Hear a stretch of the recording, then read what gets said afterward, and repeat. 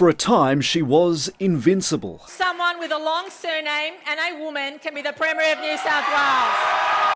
Years after a 21-year-old Gladys Berejiklian dressed as Superwoman, she became a real-life hero for her party, leading it to a historic third term in office and becoming the first woman to be elected Premier in New South Wales. How good is Gladys Berejiklian?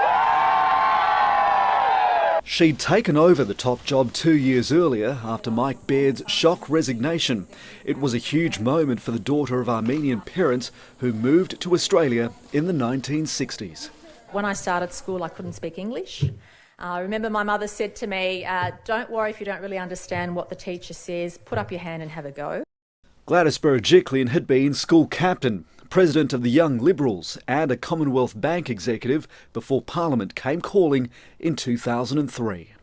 She scraped over the line by just 144 votes to win the seat of Willoughby before rising to the opposition front bench and being appointed Transport Minister when the Coalition swept to power in 2011. It's Kerry O'Brien here. Can you hear me?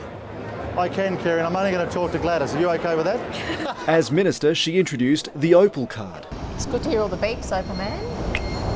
And oversaw complex and sometimes controversial projects. When Barry O'Farrell resigned over a bottle of wine, Gladys Berejiklian passed up a shot at the leadership, instead becoming the state's first female treasurer. By the time she replaced Mike Baird as Premier, the Coalition brand had taken a beating. No forced amalgamations! And she wasn't afraid to backflip on the policies causing it the most pain. Hand on heart, as a member of the government who took that decision, I feel we could have addressed that issue differently. Her popularity with voters soared in times of crisis as she steered the state through its worst ever bushfire season and a global pandemic.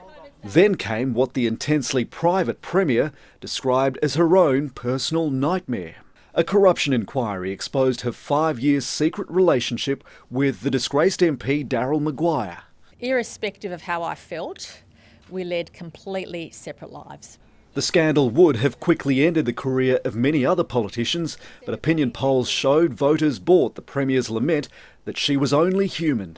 Gladys Berejiklian lived to fight another day, although her squeaky clean reputation as a stickler for the rules would never be quite the same again. Jeremy Fernandez, ABC News.